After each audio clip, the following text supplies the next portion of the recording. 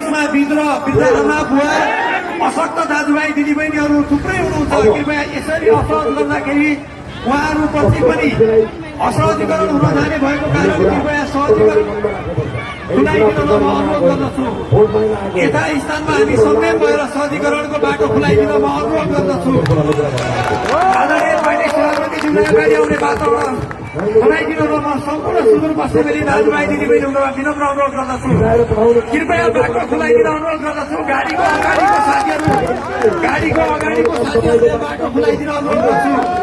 गाडीको अगाडिपट्टि रहनुभएका साथीहरू कृपया बाटो खुलाइदिन अनुरोध गरे। पत्रकार मित्रहरू तपाईँहरूले पनि सहजीकरण गरिदिन अनुरोध गरे।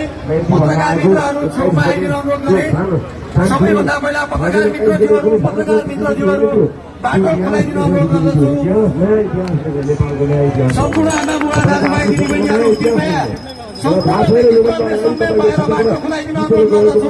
त्यो गाडीको नजिक नआइकन संयमित भएर बसिन अनुरोध गर्दछु।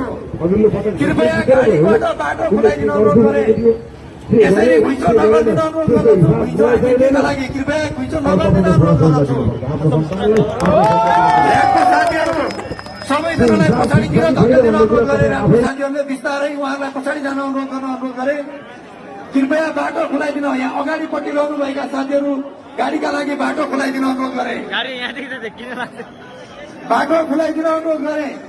हाम्रो सभालाई उहाँले सम्बोधन गर्ने सहज वातावरण सिर्जना गरिदिन म अनुरोध गर्दछु। कृपया सहज वातावरण सिर्जना गरिदिन अनुरोध गर्दछु। यो मञ्चको अगाडिपट्टि रहनुभएका सबै व्यक्तिहरूलाई यताउता लागिदिन अनुरोध गरे। कृपया मञ्चको अगाडिपट्टि रहनुभएका व्यक्तिहरू छेउतिर गइदिन अनुरोध गरे। मञ्चको अगाडिपट्टि रहनुभएका व्यक्तित्वहरू यतापट्टि भइदिन अनुरोध गरे।